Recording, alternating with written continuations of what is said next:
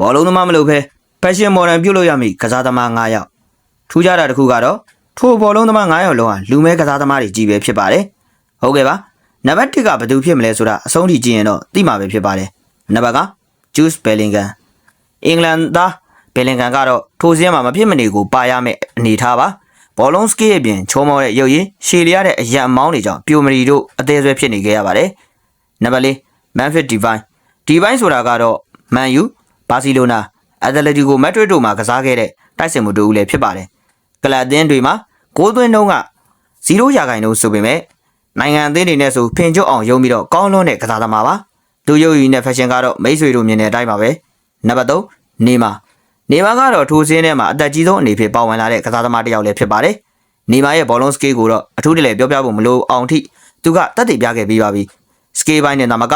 ပြိုတိုင်းကြိုက်တဲ့နှင်းစီကန်ဖြစ်နေတာကနေမာကတော့ဒီစင်းထဲမှာပါပါမယ်နံပါတ်1တသားလေးလမိုင်းရာမယ်ခေါ်ဘလူးဒူမန်ဘောင်းဘီအောက်ကိုရှော့ဘယ်တော့မှစောက်ဖို့မပြောဆိုတာလမိုင်းရာမယ်ကိုပြောတာပါလမိုင်းရာမယ်ဆိုတာကလည်းဘာစီလိုနာအသင်းမှာအထူးခြေစွမ်းပြကစားနေတဲ့ကစားသမားလေးပါတသားလာမင်းဟာစူပါစတာဖြစ်လာတဲ့အမြဆိုရှယ်အကောင့်တွေကနေတွေ့ကြရဆော်ကိုလိုက်ဟိုင်းပြီးအုပ်ဖို့ကြံနေတဲ့အကြံဖန်ဆင်းရှင်လင်းလည်းဖြစ်ပါတယ်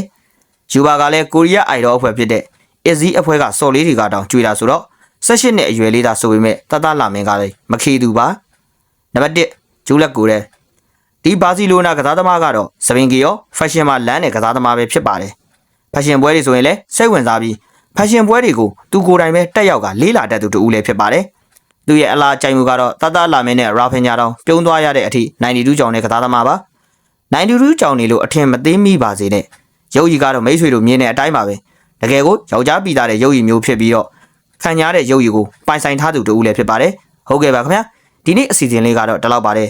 ပေးချင်တဲ့ message ကတော့အသားမဲတဲ့ကောင်းတွေကပဲပို့ပြီးတော့ပဲများတယ်ဆိုတာပါပဲအဆုံးထိနားဆင်ပေးခဲ့တဲ့ပရိသတ်တယောက်ချင်းတိုင်းကိုကျေးဇူးအထူးပဲတင်ရှိပါတယ်ခင်ဗျာ